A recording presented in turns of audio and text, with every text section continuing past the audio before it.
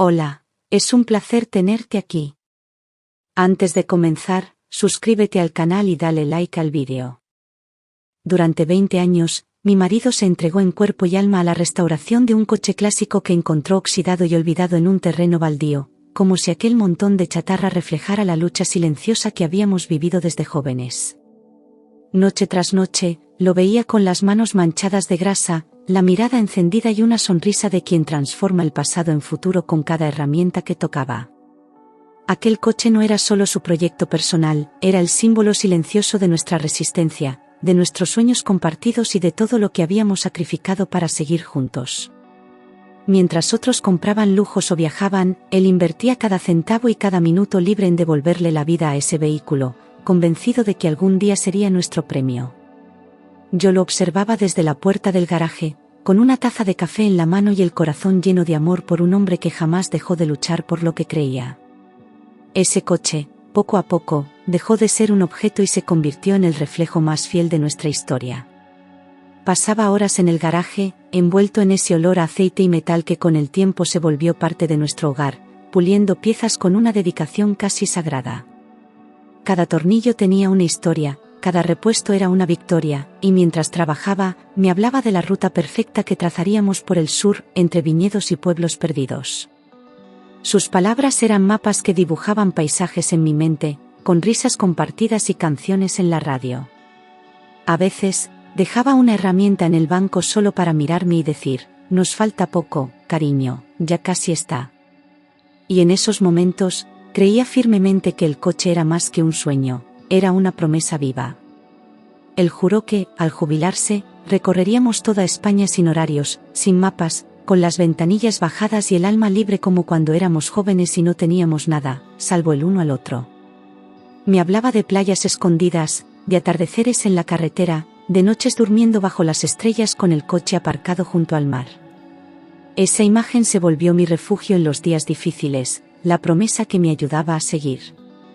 Esperamos juntos ese momento durante años, tachando fechas en el calendario, soñando con cada tramo del camino. Pero el destino, cruel y silencioso, decidió interrumpir el viaje antes de que comenzara. 5 años han pasado desde que se fue, y aún me cuesta entrar al garaje sin sentir un nudo en el pecho, como si él siguiera ahí, agachado bajo el capó, silbando su canción favorita. El coche, ya terminado, reluce como nunca, pero su belleza ahora duele. Me siento al volante a veces, en silencio, con los ojos cerrados, imaginando su voz guiándome, gira aquí, cariño, ahora acelera. Cada botón conserva su tacto, cada detalle lleva su rastro, como si hubiese dejado pedacitos de sí mismo en cada parte. No es un coche, es su fantasma, su herencia, su abrazo. Una mañana cualquiera, al bajar con mi taza de café como hacía cada día, noté algo extraño en el aire. La puerta del garaje estaba entreabierta. El corazón me dio un vuelco, los pasos se me hicieron pesados y, al empujarla, sentí que el alma se me escapaba por la boca. El coche, ya no estaba. Desaparecido. En ese instante, todo se volvió borroso, irreal, como si el mundo se derrumbara bajo mis pies. Quedó solo el hueco vacío, un eco helado y la certeza de que algo muy sagrado había sido profanado.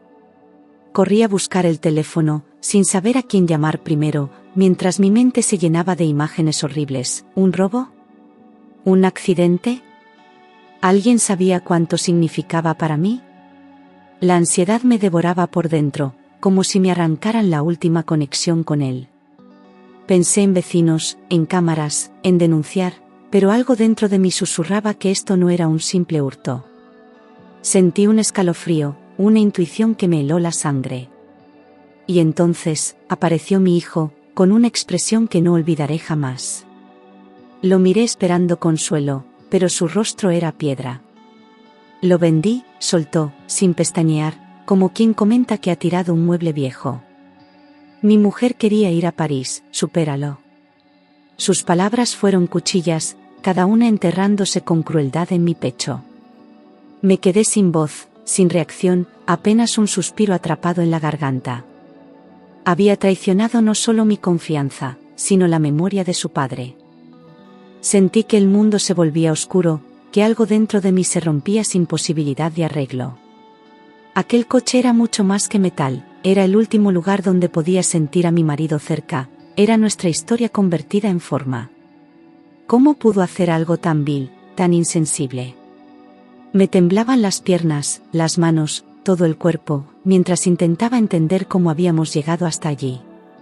Me había quitado más que un objeto, me había quitado mi lugar seguro. Desde que se casó con Lucía, mi hijo parecía otro, frío, impaciente, distante, como si el amor por ella hubiese sustituido todo lo demás.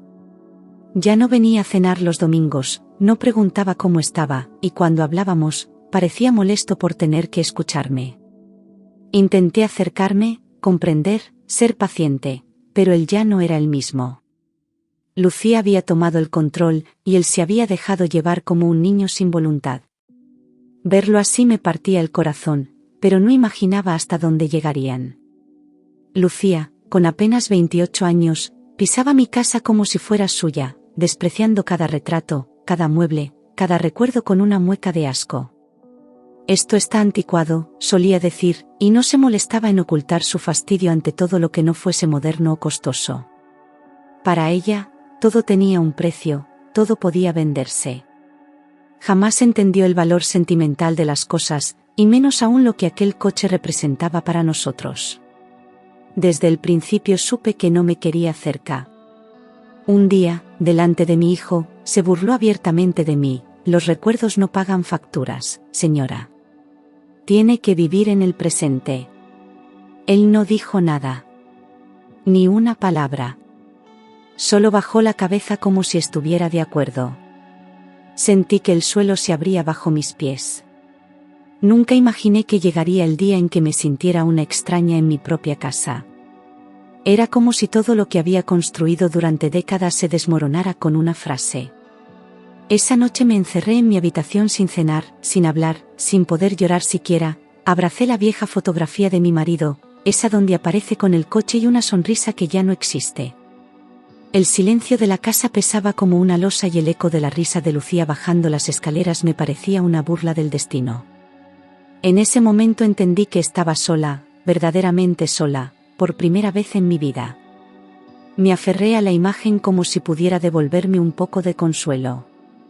No podía dormir, porque no sabía cómo vivir sin él y ahora también sin su recuerdo. Cada rincón del garaje gritaba su ausencia, y el espacio vacío donde estuvo el coche era una herida abierta imposible de ignorar. Me sentaba allí con la esperanza absurda de que todo hubiese sido una pesadilla, que al despertar volvería a ver su silueta agachado entre herramientas. Pero no había vuelta atrás. Lo habían vendido como quien se deshace de un trasto viejo, sin entender que habían destruido mi refugio. Y con ello, arrancado lo último que me quedaba de él. Pasaron los días y mi hijo no mostró ni un ápice de arrepentimiento, al contrario, hablaba como si me hubiera hecho un favor, como si yo fuera una anciana obstinada anclada en el pasado. Lloré hasta vaciarme, pero comprendí que las lágrimas no traían justicia, solo cansancio. Me preguntaba en qué momento había perdido a mi hijo, cómo Lucía había logrado cambiarlo tanto. La rabia comenzó a crecer silenciosa, como una semilla que no pedí plantar.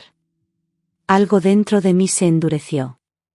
Una tarde, cuando ya había aceptado que jamás volvería a ver aquel coche, sonó el teléfono con un número desconocido. Señora, soy el comprador del vehículo. Su marido dejó algo dentro, tiene que venir ahora. La voz era seria, casi urgente, como si lo que hubiese encontrado no pudiera esperar. El corazón me dio un vuelco y sentí que me faltaba el aire. Algo me decía que ese hombre no llamaba solo por cortesía. Colgué sin hacer preguntas, sin pensar demasiado, solo agarré el bolso y me senté en el sofá temblando, como si tuviera 20 años menos. Mi mente volaba entre posibilidades, intentando adivinar qué podía haber dentro del coche que ameritara tal llamada. ¿Una carta? ¿Un objeto escondido? ¿Un mensaje para mí? No lo sabía, pero por primera vez en mucho tiempo, sentí un hilo de esperanza. Quizás, no todo estaba perdido. Tomé el primer tren a Valencia, donde el comprador me esperaba, las manos me temblaban, el estómago era un nudo y los minutos se arrastraban como si el tiempo jugara en mi contra. Miraba por la ventana sin ver el paisaje, sumida en pensamientos que iban y venían sin orden. Recordé cada paseo con mi marido, cada conversación sobre ese viaje que no fue. Me sentía una adolescente con miedo y deseo de llegar. El corazón me latía tan fuerte que dolía. Cuando llegué, el coche estaba ahí, aparcado frente a una casa de campo, impecable, brillante, idéntico al día que lo vi terminado por última vez. Me acerqué lentamente, sin atreverme a tocarlo, y mis ojos se llenaron de lágrimas antes de que pudiera pronunciar palabra. Era como si él lo hubiese limpiado esa misma mañana. El nuevo dueño me miraba en silencio, respetando mi momento. Y durante unos segundos, volví a sentir su presencia a mi lado. Él me abrió la puerta del conductor y me indicó que mirara debajo del asiento. Allí, oculto en un pequeño compartimento que ni siquiera yo conocía, había una caja metálica, antigua, cerrada con un pestillo simple. La sostuve entre mis manos como si ardiera, incapaz de abrirla de inmediato. El vendedor se apartó con discreción, dejándome sola con mi hallazgo. Sabía que lo que iba a descubrir cambiaría algo profundo. Me senté dentro del coche, con el corazón latiendo a 1000, y con las manos temblorosas abrí la caja. Dentro había una pequeña llave, una carta amarillenta doblada con cuidado y una carpeta gruesa llena de documentos. Reconocí al instante su letra, esa caligrafía fuerte pero elegante que siempre usaba para escribirme notas en los cumpleaños. Sentí un nudo en la garganta. Aquel hombre, incluso después de muerto, seguía guiándome paso a paso. Sabía que debía prepararme para lo que vendría. Saqué la carta primero, incapaz de tocar los papeles aún, y al desplegarla, el mundo pareció detenerse. Si estás leyendo esto, significa que ya no estoy contigo, pero hay cosas que debes saber. Esas primeras palabras me atravesaron como un cuchillo, suaves y crueles al mismo tiempo. No pude evitar acariciar la hoja, como si su tacto estuviera allí. Y por primera vez en años, supe que algo más grande que yo estaba a punto de revelarse. Si estás leyendo esto, significa que ya no estoy contigo. Pero hay cosas que debes saber, verdades que oculté para protegerte y que ahora pueden salvarte. Así comenzaba la carta, escrita con la calma de quien sabe que el tiempo se acaba. Sus palabras fluían con ternura y firmeza, como si me hablara al oído desde el más allá. Me pedía que no llorara, que leyera todo con mente clara, porque lo que había descubierto antes de morir podía cambiarlo todo. Y entonces, lo mencionó, Lucía. Durante más de un año, había seguido a Lucía sin decirme nada, movido por una intuición que lo atormentaba. Decía que algo en su mirada no le cuadraba, que su sonrisa no era sincera, y empezó a buscar pistas sin contarle a nadie. Contrató a un detective privado, revisó sus movimientos bancarios, habló con personas de su supuesto pasado. Y cada dato que conseguía lo convencía más de que estábamos ante alguien peligrosa. Me estremecí al imaginarlo enfrentando todo eso solo. En la carpeta había documentos con nombres distintos, fotos con peinados cambiados, certificados falsificados y un historial que parecía sacado de una película. Lucía no era Lucía, tenía al menos 3 identidades registradas en distintas provincias y un largo historial de mentiras. En una imagen, aparecía junto a un hombre mayor, también estafado años atrás. Sentí náuseas al reconocer la misma sonrisa que usó para manipular a mi hijo.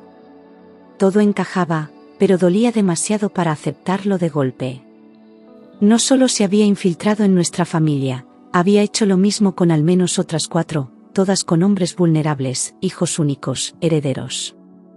Su técnica era siempre la misma: enamorar, aislar al hijo, crear conflicto con los padres y quedarse con las propiedades.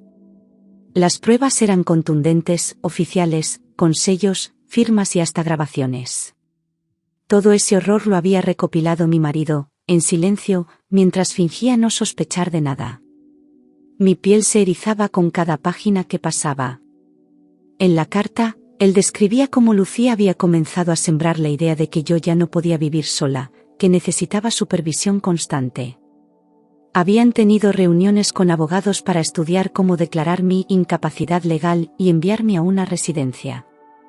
El objetivo era claro: quedarse con la casa, con el coche, con todo. Él no llegó a contármelo en vida porque quería reunir pruebas primero, pero no le dio tiempo. Y ahora me tocaba a mí terminar lo que él empezó. Me costaba respirar al leer cada palabra, al imaginar a mi propio hijo dudando de mi lucidez, creyendo que alejarme era un acto de amor. ¿Cómo no vio lo que tenía delante? ¿Cómo permitió que esa mujer lo arrastrara tan lejos de sus raíces? No era solo una traición, era una puñalada directa a mi alma, un intento de borrarme de mi propia historia. El dolor era tan profundo que ni las lágrimas podían salir. Me sentía traicionada por sangre. La última parte de la carta era un ruego firme: no te rindas, utiliza todo esto. Protege lo que construimos. Protege tu vida. Sentí la voz de mi marido empujándome desde el pasado, como una fuerza que me levantaba cuando apenas podía sostener el papel. Era hora de dejar el luto atrás y convertir el dolor en acción. No podía dejar que ganaran. Él me había dado las armas, ahora yo tenía que usarlas. Miré la pequeña llave que estaba en la caja, esa que me resultaba tan familiar sin saber por qué. De pronto lo entendí: pertenecía al cajón del despacho que él siempre mantenía cerrado, incluso para mí. Durante años creí que guardaba recuerdos, papeles sin importancia o viejas herramientas. Pero al meter la llave y oír el clic seco, supe que estaba a punto de entrar en otra dimensión de su mente. Algo importante me esperaba dentro. Dentro del cajón, encontré un sobre lacrado con mi nombre, una segunda carta, y una pila de documentos que nunca había visto. Todo estaba ordenado con precisión: títulos de inversión, cuentas bancarias, instrucciones notariales. Había comprado acciones a mi nombre desde 1998 sin decirme nada, como un plan secreto para asegurar mi futuro. Me temblaban las manos, los labios, todo el cuerpo. Aquello no era solo protección, era amor en estado puro. Entre los papeles, destacaban varios certificados de acciones que con el paso del tiempo se habían multiplicado hasta alcanzar un valor de más de 500.000 euros. Me quedé paralizada, incapaz de procesar lo que eso significaba. No era solo una fortuna inesperada, era la prueba definitiva de que, incluso desde el silencio, mi marido siempre pensó en mí. Me sentí cuidada, acompañada, protegida. Él había muerto, sí, pero su amor seguía haciendo ruido. Por primera vez desde su muerte, sentí que podía caminar sola sin miedo, que no necesitaba a nadie para sobrevivir. Ese dinero, ganado con años de esfuerzo y previsión, era más que una herencia, era mi libertad. Ya no dependía de mi hijo ni temía terminar en una residencia manipulada por Lucía. Era mi momento de actuar, con la cabeza en alto y los pies firmes. Él me había preparado para esto, y yo no iba a fallarle. Con todos los documentos en mano, pedí una cita con un abogado de confianza, alguien ajeno a mi familia y con reputación intachable. Le conté todo, sin omitir una sola palabra, y su rostro fue endureciéndose a medida que leía las pruebas. Tiene un caso sólido, señora. Muy sólido, dijo al final, con una seguridad que me dio fuerza. Era el inicio de una batalla legal que no buscaba venganza, sino justicia. Y yo estaba lista para darla. El abogado se encargó de recopilar aún más pruebas, verificó antecedentes y rastreó cada uno de los movimientos de Lucía. Lo que encontró fue aún peor: había cometido fraude, suplantación de identidad y falsificación en varias ocasiones, pero siempre cambiaba de nombre antes de ser detenida. Esta vez no escaparía. Teníamos documentos, fotos, testigos y un historial que hablaba por sí solo. Ya no era solo un conflicto familiar, era un crimen con todas las letras. Una tarde, reuní el valor para citar a mi hijo en casa. Le puse los documentos sobre la mesa y lo observé en silencio mientras los leía. Su rostro fue perdiendo color a medida que pasaba las páginas, como si la realidad le golpeara por fin. «Esto no puede ser verdad», murmuró, temblando. Pero lo era. Y ahora, tenía que decidir de qué lado quería estar. Cuando enfrentamos a Lucía, lo negó todo, con una sonrisa fría y los ojos brillando de furia contenida. Pero sus manos delataban su miedo, temblaban como las de una niña atrapada. Mi hijo la miraba sin saber en qué creer, roto entre la lealtad ciega y la verdad que lo aplastaba. «Estás enferma», llegó a decirle, pero ella no respondió. La máscara se había caído, y debajo no quedaba nada. Le dije a mi hijo, con voz firme y sin temblores, que si no se apartaba de ella, no heredaría nada de lo que su padre dejó. No era una amenaza, era una decisión. Él tenía que elegir entre el amor falso o la verdad dolorosa. Se levantó sin decir palabra, con los ojos húmedos y la mirada perdida. Esa noche, supe que algo en él había cambiado, pero no lo suficiente. Días después, me dejó una nota seca: «Me voy con Lucía. No te preocupes por mí». Era su elección, y aunque me rompía el corazón, no intenté detenerlo. Había elegido lo indefendible, aferrado a una ilusión que lo arrastraría al fondo. Cerré la puerta sin lágrimas, sabiendo que no podía salvar a quien no quería ser salvado. A veces, amar también es dejar ir. El abogado presentó todo ante la policía: los documentos, la carta, los registros falsos y la lista de víctimas anteriores. La investigación se abrió en cuestión de días, y con cada avance, se confirmaban nuestras sospechas.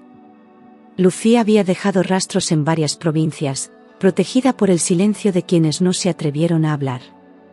Pero yo no iba a callar. No mientras pudiera evitar que otra familia sufriera lo mismo. Las autoridades empezaron a cruzar datos y descubrieron que Lucía tenía órdenes de detención pendientes bajo otro nombre. Había usado identidades falsas para abrir cuentas, firmar contratos y estafar a ancianos vulnerables. Esta vez no pudo huir, su historial completo estaba en manos de la justicia. Cada mentira, cada trampa, cada víctima, todo salía a la luz. El castillo de naipes que había construido empezaba a caer. Una mañana, mientras regaba las plantas del jardín, un coche patrulla se detuvo frente a mi casa. «Lucía ha sido detenida esta madrugada», me dijo un agente con voz neutral. Sentí una mezcla extraña de alivio y tristeza, como si una parte de mí aún no quisiera celebrar el sufrimiento de nadie. Pero era necesario. La justicia había hablado. Y con ello, comenzaba la verdadera sanación. A los pocos días del arresto, mi hijo apareció en la puerta, con la cara desencajada, los ojos hinchados y una culpa que no sabía cómo ocultar. Cayó de rodillas, llorando como un niño, suplicando perdón, diciendo que no entendía cómo había llegado tan lejos. «Me cegó, me alejó de ti, y yo la dejé hacerlo», repetía, entre sollozos. Lo abracé, pero sentí dentro de mí una barrera que no cedía del todo. Había heridas que el tiempo aún no había empezado a curar. Me senté frente a él y le dije la verdad: lo quería, pero necesitaba distancia, porque el dolor todavía era demasiado profundo. Le expliqué que me había sentido abandonada, humillada, traicionada por la persona que más debía protegerme. Él bajó la cabeza, aceptando cada palabra sin intentar justificarse, porque sabía que no podía. No le cerré la puerta, pero tampoco la abrí del todo. Necesitaba sanar, y eso no se hace en un solo día. Con la ayuda del abogado, cancelé legalmente la venta de la casa y puse todos los bienes a mi nombre, protegidos por las inversiones que mi marido había dejado. Sentí que volvía a respirar con libertad, sin miedo a perder lo poco que quedaba de nuestra historia. Paseé por cada habitación como quien redescubre su lugar en el mundo. Volví a colgar fotos, a abrir las cortinas, a poner música. Por fin, esa casa era mía, otra vez. El comprador, al enterarse de toda la historia, me llamó emocionado y me dijo que no podía quedarse con algo que tenía tanto significado. Me entregó las llaves sin aceptar ni un euro, con lágrimas en los ojos, diciendo que el coche debía volver a donde pertenecía. Lo conduje de regreso a casa con una mezcla de alegría y nostalgia indescriptible. Al entrar al garaje, sentí que él estaba allí, esperándome. Y por primera vez, no lloré, sonreí. Esa misma noche, me senté en el garaje, junto al coche, y le escribí una carta a mi marido, contándole todo, la traición, la verdad, la justicia, la recuperación. Le di las gracias por haber pensado en mí incluso cuando ya no estaba, por no dejarme sola, por seguir cuidándome desde el silencio. Dejé la carta en la guantera, como quien deja una flor en una tumba. Cerré los ojos, y juraría que sentí su mano sobre la mía. La ausencia dolía, sí, pero ya no pesaba tanto. Con parte del dinero que me quedaba, decidí ayudar a otros como yo, ancianos manipulados, abandonados o estafados por sus propias familias. Contacté con una fundación local y doné una suma importante, pidiendo que se usara para defensa legal y asistencia psicológica. Sentí que transformaba el dolor en algo útil, en algo que podía dar sentido a todo lo vivido. No buscaba aplausos ni reconocimiento. Solo quería que nadie más pasara por lo mismo en silencio. Tras el arresto de Lucía, mi hijo perdió su trabajo y fue expulsado de su entorno social. Nadie quería tener relación con la mujer que ahora aparecía en todos los periódicos. Se quedó sin casa, sin pareja, sin rumbo, viviendo de favores y con una soledad que lo enfrentó consigo mismo. Me dolía verlo así, pero no podía rescatarlo de inmediato. Él tenía que entender lo que había permitido. La caída era suya, y el aprendizaje también. Un año después, llamó a mi puerta. Estaba delgado, con el rostro envejecido y los ojos rojos, pero había una humildad nueva en su voz. No vengo a pedirte nada, mamá. Solo, quería verte y decirte que ahora lo entiendo todo.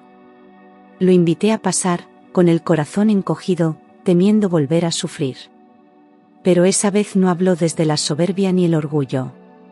Habló desde el arrepentimiento. Nos sentamos en la cocina, donde tantas veces habíamos compartido risas, y hablamos durante horas. Le conté cosas que nunca antes me había atrevido a decir, y él me escuchó sin interrumpir, sin justificar, con los ojos llenos de vergüenza y gratitud. Me pidió perdón por cada palabra dicha, por cada silencio cómplice, por haberme dado la espalda. Yo le dije que perdonar no era olvidar, pero sí permitir que algo nuevo naciera. Y eso, tal vez, era posible. No fue fácil. Cada gesto suyo me recordaba los meses de desprecio, las noches sola, el garaje vacío. Pero lo miraba y veía al niño que crié, al joven que una vez me abrazaba sin motivo, al hijo que se había perdido y ahora volvía a buscar su lugar.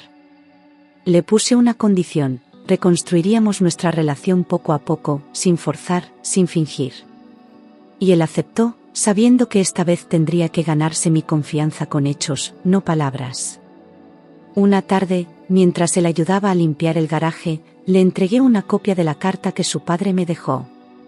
Le pedí que la leyera solo cuando estuviera solo, sin interrupciones, y que lo hiciera con el corazón abierto.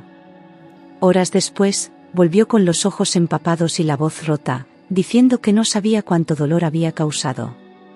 Papá nos protegió incluso de lejos, y yo no supe ver nada, murmuró.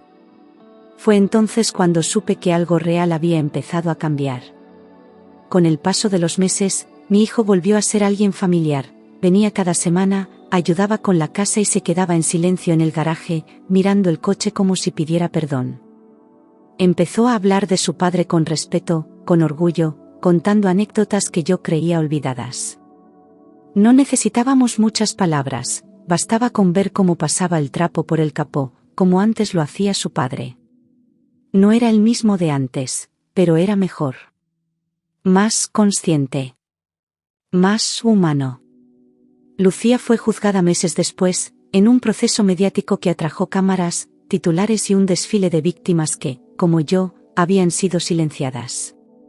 Su condena fue firme: 8 años de prisión por fraude, falsificación de documentos y estafa agravada. Ninguno de sus nombres falsos la salvó esta vez. La vi por última vez en la sala del juicio, sin maquillaje, sin sonrisa, sin máscaras.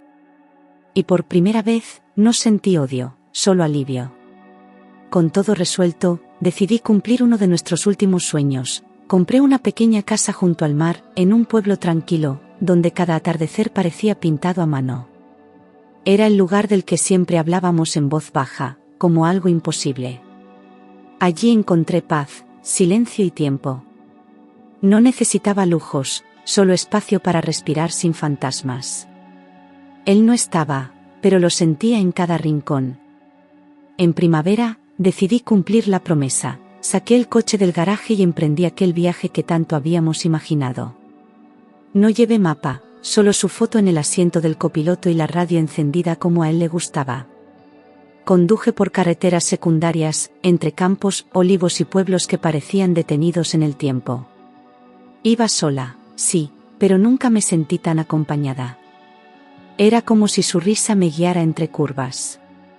Cada lugar que pasaba me traía una imagen, nuestras primeras vacaciones, la vez que dormimos en una tienda de campaña, su forma de tararear canciones antiguas. El viento entraba por la ventanilla y traía su voz, su olor, su energía. Lloré a ratos, pero no de tristeza, sino de gratitud. Porque no todos tienen la suerte de haber amado así. Y yo lo hice, con todas las letras. Ese coche dejó de ser un objeto para convertirse en un símbolo, no solo de nuestro amor, sino de mi fuerza, de mi capacidad de resistir cuando todo parecía perdido. Lo cuidé como a un hijo, porque en él vivía una historia que merecía ser contada. Ya no era solo mío, era parte de una memoria colectiva, de un legado familiar que debía pasar a las siguientes generaciones. Había sobrevivido al tiempo, al dolor, a la traición. Y seguía rodando. Un día, mi hijo me confesó que se había vuelto a enamorar, pero esta vez de una mujer honesta, sencilla, sin máscaras. Me la presentó con nervios, como un niño que busca aprobación, y cuando la conocí, supe que esta vez era distinto. No había ambición, ni mentiras, solo respeto y ternura. Ella escuchó la historia del coche con lágrimas en los ojos. Y fue entonces cuando comprendí que la vida también sabe dar segundas oportunidades. Con el tiempo, nuestra relación sanó sin forzar nada, con momentos pequeños, una comida, una tarde de risas, una visita sin motivo. Aprendimos a hablarnos desde otro lugar, más profundo, más real. Ya no éramos madre e hijo por obligación, lo éramos por elección. Él entendió lo que de verdad importa, y yo le permití redimirse, paso a paso. Lo que nos había roto, también nos había reconstruido. Ahora, con sus hijos pequeños, a veces nos sentamos los tres a mirar fotos antiguas y les contamos quién fue su abuelo y por qué ese coche no se puede tocar sin permiso. Les hablamos de amor, de respeto, de memoria. De cómo, incluso después de la muerte, se puede seguir cuidando a los que uno ama. Ellos escuchan con los ojos abiertos, como si fuera un cuento. Pero no lo es. Es nuestra historia, y es real. Cada domingo, abrimos juntos las puertas del garaje, y mis nietos corren alrededor del coche como si fuera un cofre mágico. Mi hijo lo limpia con esmero, les cuenta historias mientras ellos escuchan con ojos brillantes y preguntas sin fin. Subimos todos y damos una vuelta por el pueblo, como un ritual silencioso de unión. Ya no es solo mi coche, ni siquiera el de mi marido, ahora es de todos. Un legado con ruedas, vivo y palpitante. Mirando atrás, entiendo que cada golpe, cada traición y cada lágrima me empujaron hacia esta versión más fuerte de mí misma. Reconstruí mi vida desde las ruinas, no para olvidar, sino para honrar lo que valía la pena conservar. Aprendí que la dignidad no se negocia, que el amor verdadero deja raíces profundas. Y que nunca es tarde para empezar de nuevo, aunque se haya perdido casi todo. Mi historia no terminó con su muerte, comenzó ahí. Mi marido no solo restauró un coche, restauró mi esperanza cuando más lo necesitaba. Me enseñó que el amor no se acaba con la ausencia, y que cuidar del otro también es preparar el futuro con cariño y sabiduría. Cada carta suya fue una brújula, cada decisión, una muestra de amor silencioso. Él no se fue del todo, solo cambió de forma. Y su mensaje me acompaña cada día, sigue adelante, siempre. Cada vez que enciendo el motor, cierro los ojos por un segundo y lo siento a mi lado, como si su mano rozara la mía. A veces me sorprendo hablándole en voz baja, contándole lo que hicieron los niños o cómo ha cambiado el jardín. El coche arranca suave, como si entendiera. Y yo sonrío. Porque sé que, en algún lugar, Él sigue guiando cada uno de mis pasos. Nunca más necesité gritar para ser escuchada. Aprendí que la fuerza real vive en la calma, en saber cuándo hablar y cuándo resistir. Nadie me regaló nada, me lo gané todo, paso a paso, con la espalda recta.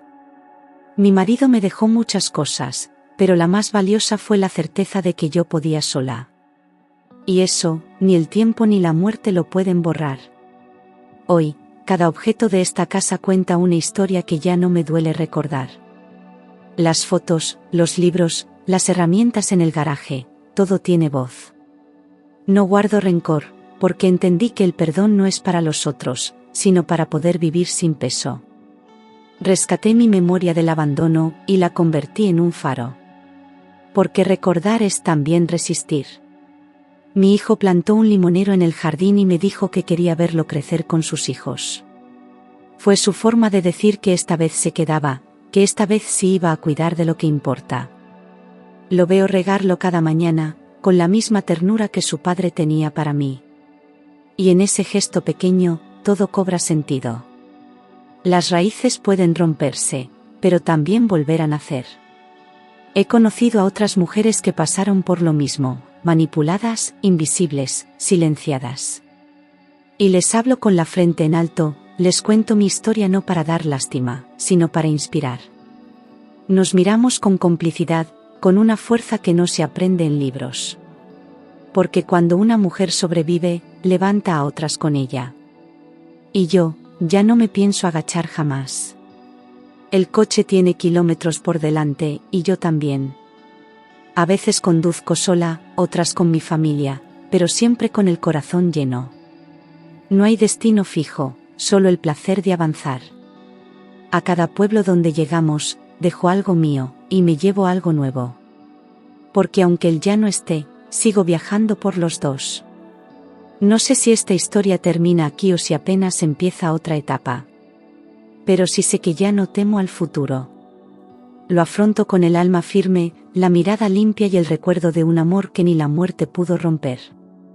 Soy madre, abuela, viuda, pero sobre todo, soy mujer. Y esta mujer aprendió a vivir con el motor encendido y el corazón abierto.